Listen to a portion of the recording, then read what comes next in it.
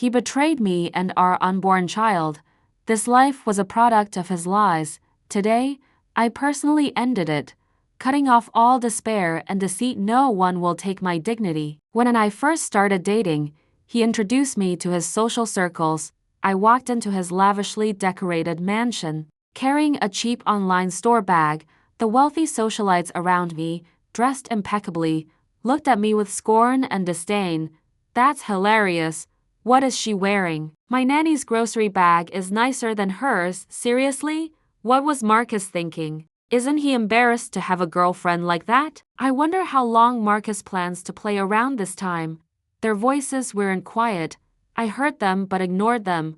Marcus heard them too, so. The most spectacular moment of that party was when over a dozen beautiful sales associates streamed in, carrying some of the most exclusive and expensive designer bags on the market. From then on, whenever new styles were released, he would always buy them from me. Lately, he'd been busy, so he told me to go shopping on my own. The store manager enthusiastically welcomed me into the boutique, her voice tinged with unmistakable envy. Mr. Marcus is so good to you. He specifically told us multiple times, worried we might treat you poorly. I smiled gently and followed her into the store. A middle-aged man was scolding a young sales associate in front of him. What did you say? This is the only one of this bag? Are you new? Don't you know my habits? Get your manager over here. I nodded slightly to the manager, indicating I'd browse on my own and let her handle it. A bag with only one in stock, the person receiving it should be thrilled, right? Why did that man look so angry? Could it be that he thought it was too expensive? My curiosity flashed, and I headed towards the VIP lounge. As I rounded the corner, I heard two hushed voices.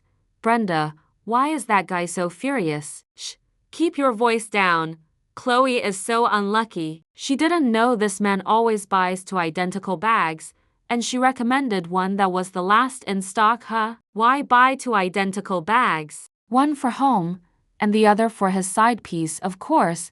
Something clicked in my mind. The conversation hit me like a ton of bricks, leaving me dazed. I clutched my chest and leaned against the wall. I had no desire to browse further and drove home as quickly as possible. I took out my phone and walked into the room Marcus had specifically designed for me. It was like a warehouse, with rows upon rows of designer bags, the envy of countless women.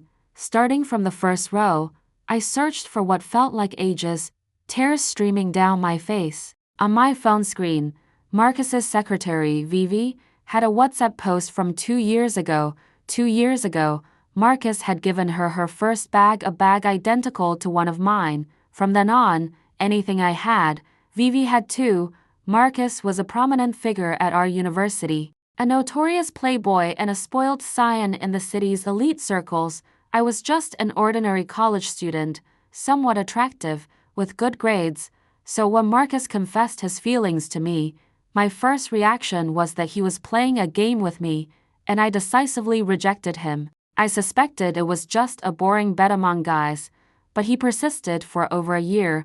Regardless of my resistance, our social standing was worlds apart. After we started dating, his friends secretly bet on how long it would take for him to get bored this time. I even fantasized about his parents showing up with a check, just like in a TV drama, to demand that I break up with him. But to everyone's surprise, after 5 years, he only treated me better and better. The hellraiser he once was stopped drinking, quit smoking, and no longer went to nightclubs. He settled down to take over the family business, he said. "Mai deserves the best. How could her man be a lowlife?" He publicly shared our photos on all his social media platforms. He protected me in front of everyone.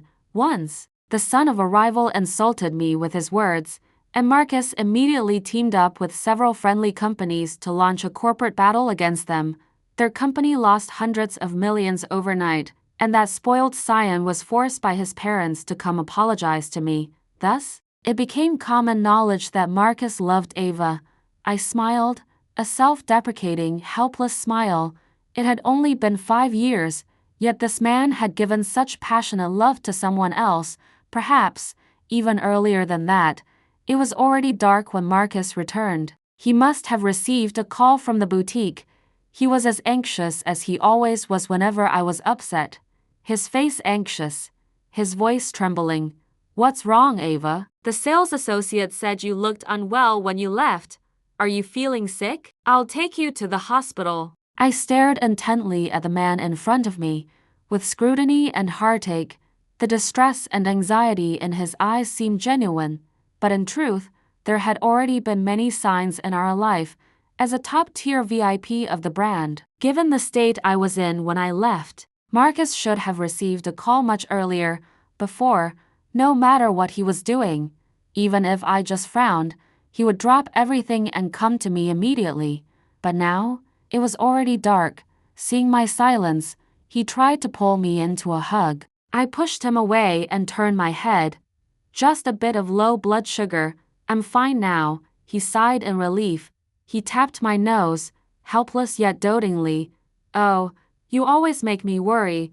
I was about to speak when his phone suddenly rang. He glanced at it and said gently, "Ava, I still have some company matters to deal with.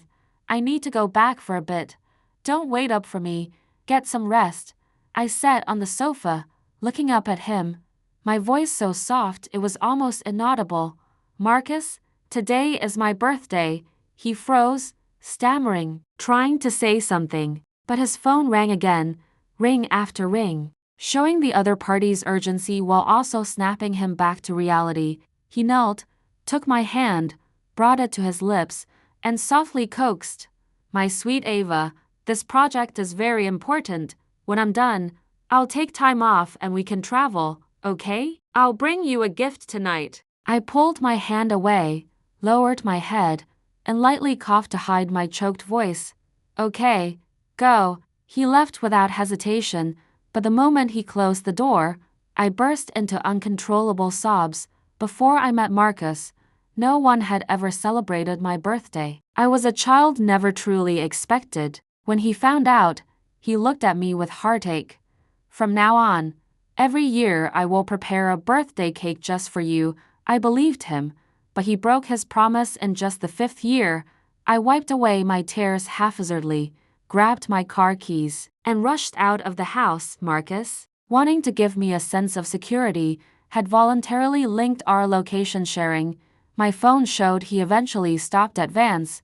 I stood downstairs, staring at the faint light spilling from the 21st floor windows. I steadied myself, then walked forward. The 21st floor of Vance belonged solely to Marcus. He entertained guests and worked on this floor, which also had a dedicated lounge and entertainment area. I once joked, looking at the large bed in his lounge, "You wouldn't have dates here, would you? After all, the location will show you're at the company." What did he say then? He smiled, flicked my forehead, then pulled me to record my fingerprint for the access control, telling me his wife was welcome to check in on him anytime.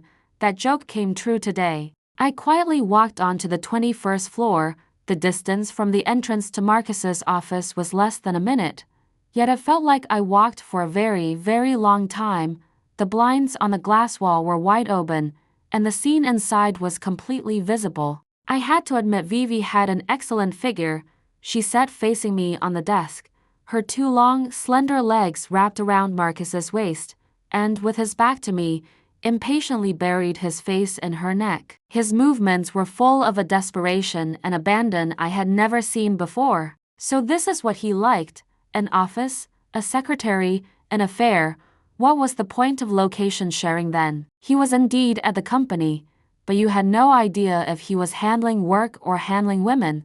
A profound sorrow settled over me, rendering my heart numb. I didn't cry hysterically or rush in to scream at them as I had expected. I just stood silently by the glass. The intense revelry and stillness were separated by a pane of glass. Vivi saw me and smiled provocatively.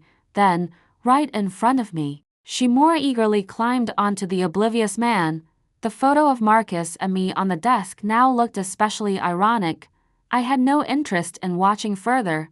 Back home, I took the birthday cake I had prepared earlier from the fridge. I cut into it with force. This cut wasn't just through the cake, but through something else entirely, a sealed bag slipped out from the center of the cake. My hand brushed against my still flat belly, and my heart twinged with pain. If had stayed tonight, he would have cut the cake himself and seen this ultrasound report announcing he was going to be a father. I would have given him and the baby a chance, but now, none of that mattered. By the time Marcus returned, I had been sitting on the sofa for several hours. He thought I was waiting for him, and his voice was full of tender reproach. "My sweet Ava, I told you not to wait for me." He handed me the bag he was carrying. "This is the birthday gift I personally selected for you a few days ago. I kept it at the company so you wouldn't find out. Hurry. See if you like it." I took it, opening it slowly. To an outsider, it would have looked like I was unwrapping a cherished present. Marcus thought so too, watching me with a gentle smile. But when I unwrapped the final layer and saw the exquisite designer bag in my hands, I couldn't hold back anymore. The scene of him and Vivi in the office replayed in my mind. My heart felt as if it were being repeatedly sliced by a small knife. Each cut wasn't fatal, but agonizingly painful. Tears fell silently again. I looked up and leaned closer to him. Marcus thought my tears were from happiness, from being touched, and he was about to pull me into his arms. I slightly turned to avoid him, then plucked a long, deep burgundy curl from the collar of his shirt. My hair was black, long, and straight. His face changed. He opened his mouth to explain. I waved my hand, cutting him off, and opened my phone.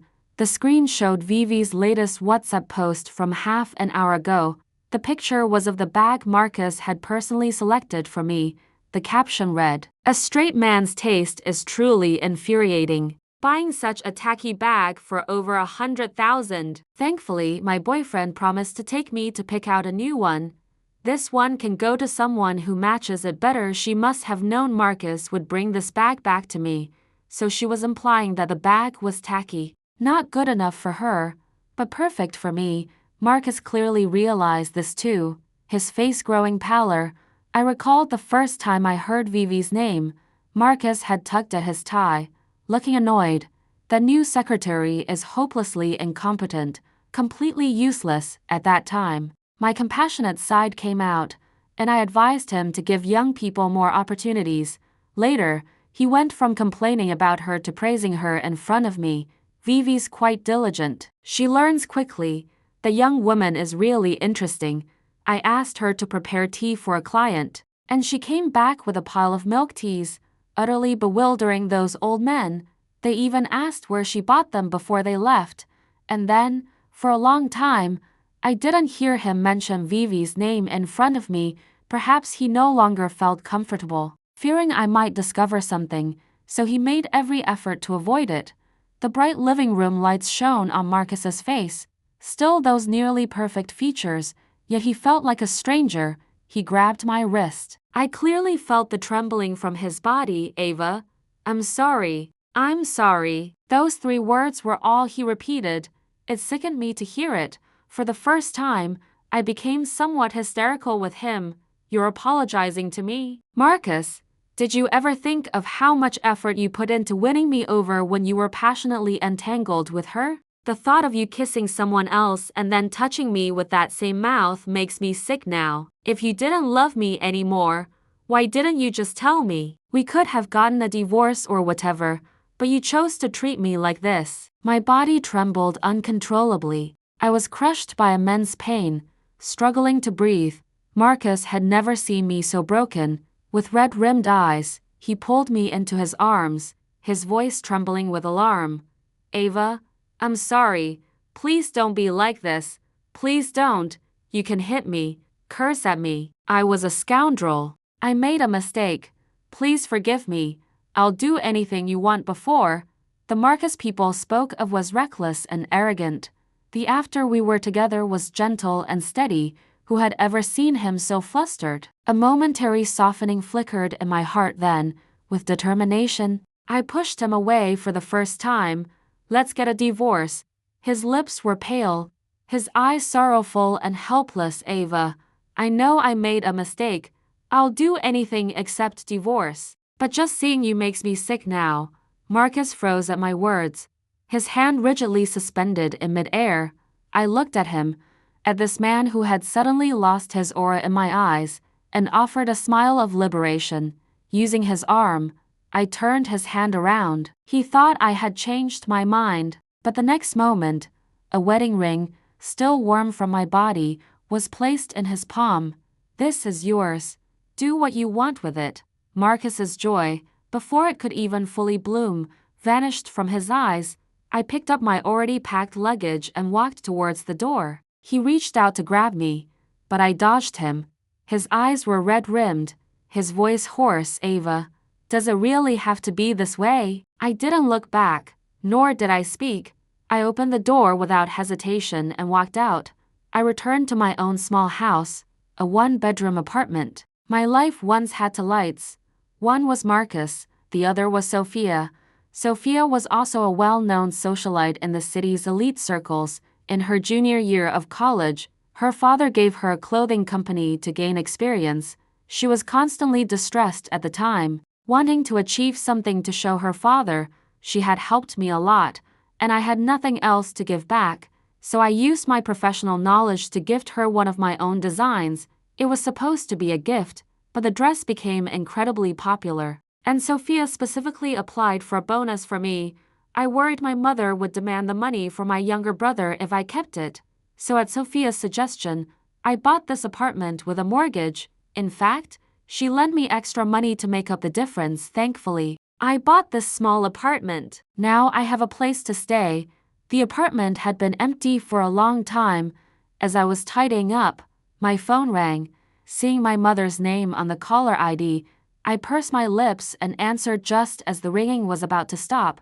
"You good for nothing. Took you long enough to answer the phone." My voice was devoid of emotion. "Is there something you need? Marcus said you want a divorce?" "Why?" "Yes, he cheated." The other end paused, seemingly choked by my answer. After 2 seconds of silence, she continued, "You want a divorce over such a minor thing? Men will be men. Just endure it and it'll pass. No decent girl gets divorced. Everyone goes through this." Even though I knew what kind of person she was, it still hurt. If it were someone else's mother, they would probably be ready to fight the man to the death. My brother was also egging him on next to the phone. "We don't agree to your divorce. Brooke said I have to buy a house in the city before she'll marry me. If you get divorced, where will you find me such a rich brother-in-law again?" I trembled with anger, unable to take it anymore. "If you need money, go find your parents. I'm just your sister, or I don't have to be your sister." Hanging up the phone, I took clean bedding from the cabinet and heard a crisp clinking sound. I looked down to see a pile of fragments from a high-quality pendant. Marcus had given it to me 3 years ago when I was in a car accident. At the time, I was shopping when suddenly there was a commotion. Before I could react, I was struck by an out-of-control car and sent flying. Sophia told me that the hospital had issued several critical condition notices, and I was in the ICU unconscious for over 10 days. Doctors said there was a high chance I would enter a vegetative state. My parents had long wanted to give up on treatment. It was Marcus who never gave up. He contacted the best medicine and top doctors for me. Seeing that I still hadn't woken up, he, an atheist, went from the hospital entrance and prayed fervently on his knees all the way to a temple to get this blessed pendant. That incident even made the trending topics on major platforms. I woke up the day after he brought back that pendant. The moment I opened my eyes, I saw Marcus, with a stubbled face and exhausted, sitting by my bedside with red eyes. That same day, he proposed to me in the hospital room. He said, "Ava, I was so afraid of losing you. I want to be by your side and protect you forever. Will you marry me?" The devotion and profound love in his eyes, along with a hint of lingering fear, were undeniable. The moment I said yes, Marcus, such a proud man, unexpectedly burst into tears. To this day, I can still remember how he made me feel then. Pure sincerity and eyes full of joy. At that moment, I knew I was also a loved child. But even the most intense love can change so quickly. It became shattered, like this pendant, irretrievable.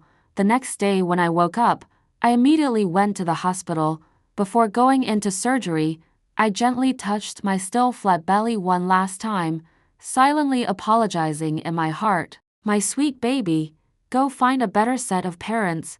A child born into an unwelcoming world lives a hard life.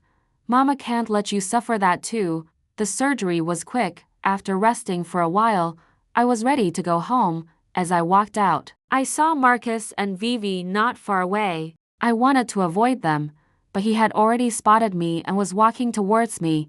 Seeing where I had come from, he cautiously probed, "Ava, are you pregnant?" "Yes." Vivi, who had come with him, heard our conversation, her face turning green, trying her best to suppress something. Marcus, with his back to her, didn't see, and excitedly said, "That's wonderful, Ava. I'm going to be a father. Why did you come to the hospital alone?" I impatiently interrupted him. I was, but I just aborted it. His eyes turned crimson, suppressing a raging fury in his voice. "How dare you act on your own? The child isn't just yours." I didn't even look at him, my voice devoid of emotion. "Because you're not fit to be my child's father." He let out a deep breath, his voice hoarse. "Ava, I don't blame you. We can still have children. Can we go home and live our lives well?" I scoffed. "Why would you blame me?" "Because you're scum." I pushed him away, ignoring his eyes blazing with fury and Vivi's triumphant and gleeful expression. For my health, I planned on recovering at home quietly. I informed Marcus that I would meet him at City Hall a month later. He disagreed. I couldn't be bothered to argue with him, so I sent the video I had secretly filmed outside his office to his email. "You probably don't want anyone else to see this video." Sure enough, after Marcus received the email, he stopped calling and texting me from different numbers. Instead, he simply had delivery service send fresh flowers and nutritious meals to my house every day. At first, I would throw them in the trash can. Later, I just told the delivery person to take them back. It was truly amusing. Now that I didn't want him, he clung to me instead. Vivi must have realized Marcus was still making overtures to me. Half a month later, she sent me an ultrasound report. "Sister, since you don't want to give Marcus a child, you shouldn't mind another woman doing so, right? You can't blame anyone. Marcus thought you were dull and boring a long time ago and slept with me just 1 year after your marriage. Since you want a divorce anyway, just step aside early. Stay far away from Marcus, and don't delay my child being born into the Vance family." I ate the freshly washed grapes, watching Vivi prattle on WhatsApp with amusement. The family's strict traditional values meant they place great importance on genetics. Given my family background, I barely made it into the Vance family, and only because Marcus insisted and visibly improved after we started dating. How could a girl like Vivi, the mistress taking over, a person of questionable character, ever win over Marcus's parents? Even if Marcus didn't care, they would worry about a child raised by such a woman being unsuitable for society. Vivi's provocations didn't bother me at all, but I was never a pushover. Since she insisted on trying to assert herself, I decided to give her a grand surprise. After my 30-day post-procedure recovery period was over, I immediately contacted Marcus to go to City Hall for the divorce. Seeing him again, I felt little to no emotion. His eyes were filled with complex, sorrowful emotions. "Ava, can you really not forgive me? You're the only one I've ever loved. I'm begging you, please don't get a divorce, okay?" The once cold and arrogant Marcus now looked like a dog abandoned by its owner, humble and pitiful. "Marcus, you know I'm a clean freak. I mean, you're just too dirty." Marcus's face went pale. He instinctively clenched his hands and dejectedly followed behind me. The divorce process went smoothly. I was free. As I walked out of the hall, I saw Vivi standing at the entrance. I curved my lips. The show was about to begin. When saw the divorce certificate in my hand, her eyes filled with triumph. She quickly walked behind me, linked her arm through Marcus's, and said to me, "I appreciate you taking care of Marcus for the past few years. Sister, from now on, you can leave it all to me." I didn't know where she got the confidence to think she could take her place. Her gloating demeanor was on full display. The veins on Marcus's forehead were bulging. He forcefully pushed her away. Get lost. As a man in a rage, his strength was considerable, and Vivi, wearing stilettos, stumbled and fell to the ground. Tears instantly filled her eyes. Marcus, before could speak, a furious roar came. You tramp! A man, 6 feet tall, with a muscular build, quickly walked up to Vivi and grabbed her hair. I knew it. That's why I couldn't reach you every other day, and you wouldn't come home. You said you were busy, but you were busy sleeping with other men. I'm going to beat you senseless. The man slapped Vivi several times as he spoke, seemingly not satisfied. He started using both his hands and feet. The disparity in strength between them was too great. Vivi initially tried to resist, but within moments, she could only curl up on the ground and wail. The people around, fearful of being caught in the crossfire, all moved far away. Marcus was still somewhat of a man. After all, he had shared a bed with her. He reacted and tried to stop the man. Unexpectedly, the man went even wilder when he saw him, his fists and feet raining down haphazardly on Marcus, and I watched all of it with cold indifference. Vivi was there because I called her. So was that man. I hadn't been idle during my post-procedure recovery at home. I hired a private detective to investigate Vivi. That man was Ethan, Vivi's fiancé from her hometown. They were childhood sweethearts. Her family was not well off, even quite poor. After she finished high school, her family wanted her to drop out and work, so she ran crying to Ethan. Ethan wasn't good at school and had dropped out early. He already liked her, and he couldn't stand seeing his sweetheart cry so miserably. He immediately promised her that she could go to school without worry, and he would cover all her expenses. Vivi, young but cunning, was genuinely touched, and to add weight to Ethan's promise, it naturally led to them becoming intimate before she left for college. They got engaged according to local traditions. Ethan, like a draft horse, worked tirelessly in his hometown, supporting her for 4 years and dutifully honoring her parents. When graduated, he wanted her to come back and get married, but she said she wanted to earn more money in the city to provide a better life for their future children, so continued to wait. Little did he know that Vivi was cheating on him in the city. When I found out about this, I contacted Ethan and sent him the high-definition video I had filmed earlier. That's how this farce unfolded. It was my special present for Vivi. I shook my head, looked at the 2 half-dead figures who had been pulled apart by sympathetic bystanders, and walked away. Karma always comes around eventually. Marcus previously had almost no weaknesses outwardly, so those who wanted to curry favor with him didn't know where to start. They chose a roundabout approach, trying to please me, hoping I could whisper in his ear. It had been a month since Marcus and I divorced. This month, many people still tried to gain his favor through me. I was tired of it and impatient with having to explain it one by one. So, I took a picture of my divorce certificate and posted it on social media. Life is more than just summer. I'm giving you back to yourself. My DMs exploded within minutes. There were passive-aggressive messages disguised as concern, people just watching the drama, and my parents and brother ranting and raving. I didn't reply to any of them, only answering Sophia's call. Did that Marcus cheat on you? I paused, surprised she guessed so accurately. She sighed and continued, It's good that you two divorced. I've known him since we were tiny kids. Girls in the compound would fight over him. As he grew up, he became even more unruly and wild. Relying on his looks and money, I could see that he genuinely loved you when you were together. But a leopard doesn't change its spots, does it? Why do I say divorce is good? Do you remember the design you made for me? Even the renowned design master Diana praised the designer's inspiration, but you chose to use those inspired hands to be his homemaker for Marcus. Ava, it's not too late. Pick up your dreams again. Sophia's words struck me like a heavy hammer. I looked at my hands, which still bore scars from when I accidentally spilled the soup I had cooked for Marcus. I had once used these hands to represent my school in competitions repeatedly. The first time I won an award, I swore I would become a top designer, but because of a single word from Marcus, I willingly gave up my honor, my dream. I became known as Marcus's wife, a daughter-in-law of the Vance family, but my name is Ava, the Ava praised by a design master for my inspiration.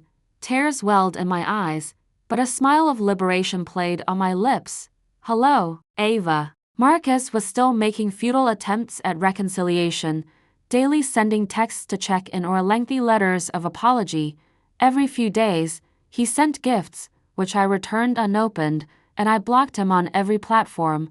I joined Sophia's company and fully immersed myself in work. Starting as a bottom-tier intern, I followed the company's experts, absorbing the knowledge I lacked like a sponge. Sophia arranged a special opportunity for me to attend a conference where Diana would also be present. I couldn't have asked for more. After getting ready, Sophia and I hurried to the banquet hall. From afar, I saw a solitary, tall figure. He also saw me and cast his gaze across the crowd. I calmly turned and followed Sophia to chat with Diana. During the event, I went to the restroom alone. When I came out, Marcus was leaning against the wall, watching me with a dark gaze. Ava, do you really have to be so heartless? I didn't even want to spare him an extra glance and continued walking coldly. Marcus blocked me, and with a forceful movement, spun me around, pinning me against the wall. I coldly demanded, "What do you want?" He didn't speak, urgently moving closer to me. As his kiss was about to land, I raised my hand, unable to suppress my anger. Slap. He froze, stunned by my slap. Marcus, you're the kind of person who has to drain away every last bit of goodwill. From now on, please respect yourself and me. Aside from that interlude, I benefited greatly from this conference. I was surprised that Diana still remembered who I was, or more precisely, she remembered my past designs. She expressed regret and disapproval for my choice to abandon my career for marriage. I smiled and told her I would never do that again. I wanted to be as accomplished as her. She exchanged contact information with me. After the conference, she often gave me excellent advice.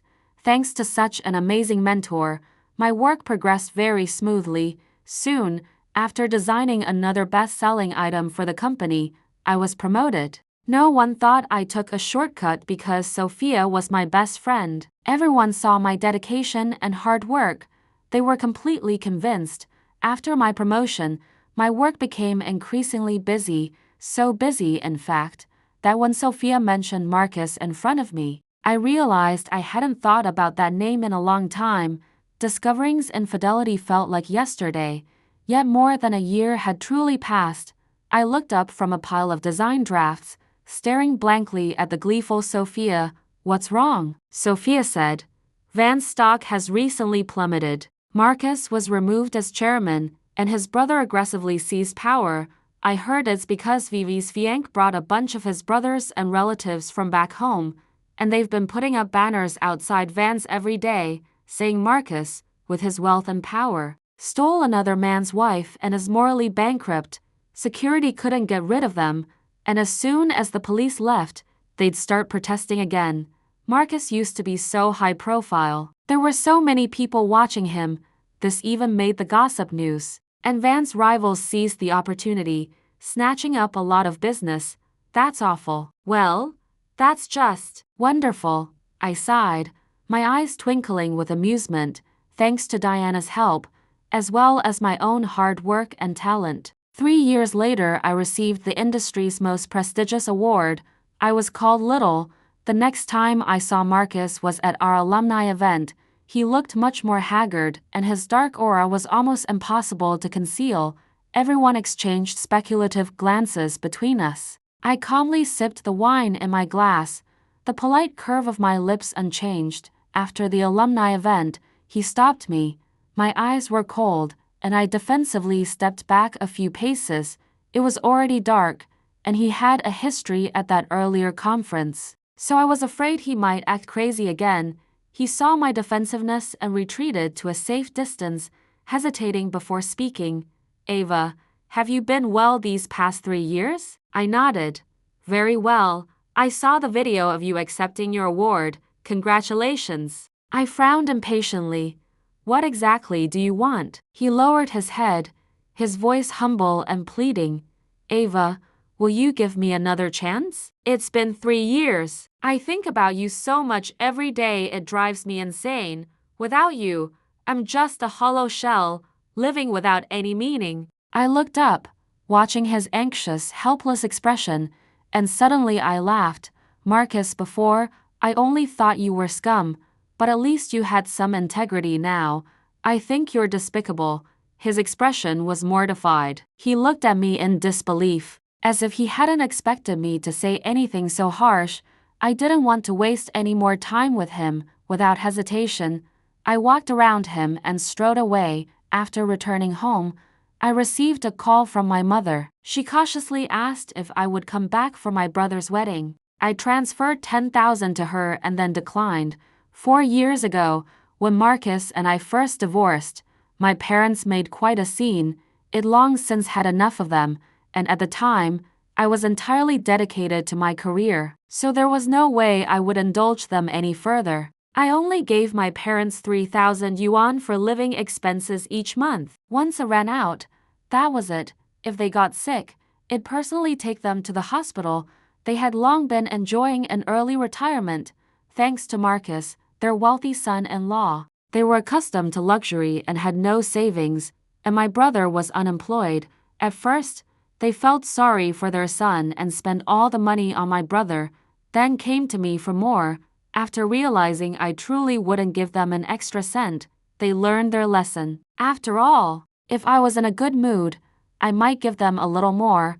My brother was forced by them to find a job and support himself. Because of this, he called me and showered me with abusive language. His words were utterly unbearable. I didn't get angry or respond. I calmly recorded the call and sent it to my parents, then cut off their living expenses for 3 months. I heard they got by doing odd jobs during that time. My brother never cursed at me again. It was then that I realized the parents who had controlled me for so many years weren't so formidable after all. My life was getting better and better, and I was not short of admirers, but I didn't accept any of them. Man would only slow down my pace of creating design drafts. The next news I heard about Marcus was that he had been sentenced to death. The police caught him at the Crimson, using illegal substances with a bunch of shady acquaintances. Not only that, but after further investigation, the police also discovered he was involved in drug trafficking. The quantity was quite substantial. After hearing this, I felt utterly shocked. I had once hated him, but at most, it only ever used Ethan to get him beaten up as an outlet. Making him regret it was the greatest revenge I could ask for. To see him end up like this now, it was truly regrettable. The day of Marcus's execution happened to be the university's anniversary. As a renowned alumna, I was invited back to the school to give a speech. Afterward, I placed a bouquet of his favorite sunflowers by the lake where Marcus first confessed his feelings to me. It was a farewell to him, and also to the us of the past. As I turned, I suddenly saw a handsome young man dressed in alumni event attire. Seeing me suddenly turn around, his ears instantly turned red, and he lowered his head, slightly flustered. I smiled gently. "Is there something?" The younger student? The boy slowly lifted his head. His hands, tightly clenched at his sides, betrayed his nervousness. As if gathering immense courage, he quickly and loudly exclaimed, "The senior student, I like you. You're truly amazing." I paused for a moment. Suddenly, I remembered Marcus, who had confessed his feelings to me years ago, standing by the campus lake. Back then, he was Marcus, the prominent young master of the Vance family, at the height of his glory, while I was just an ordinary college student. Yet, he stood shyly before me, carrying a bouquet of sunflowers, filled with earnest sincerity. "Ava, I like you. Will you be my girlfriend?" My first instinct back then was to flee. I fled back to my dorm as fast as I possibly could, but now, facing a similar situation, I was shaking with laughter. The younger student was embarrassed by my laughter, awkwardly tugging at the corner of his shirt. I composed myself and encouraged him. then you'll need to work hard. You need to become like the senior student. No, you need to be even more impressive than the senior student to succeed. I took one last look at the sunflowers by the lake, then turned and left, striding towards my future of endless possibilities.